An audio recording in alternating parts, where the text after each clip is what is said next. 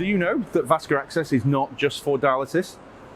Whilst most vascular access is for renal disease, a global problem which is hugely increasing, there is also other diseases that vascular access is required for. And the Charing Cross programme this year will deal with those. Those other diseases are things like sickle cell anemia, neurological conditions such as multiple sclerosis, and lipid apheresis, which is a bigger part of the treatment for lipid problems.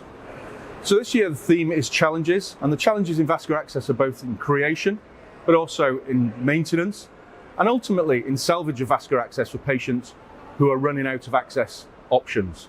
In 2022 we're really going to focus on those innovations that have come through in the last few years, and these innovations actually are in the creation of access, such things as minimally invasive techniques, but also in salvage of access. There are new stents on the market, new balloons on the market, and increasingly there are new technologies, including pharmacological technologies, that are coming to be useful in vascular access field. We really want to tackle all of these things at the cutting edge of clinical practice in vascular access. And to do that, why don't you come and join us in London for Charing Cross 2022.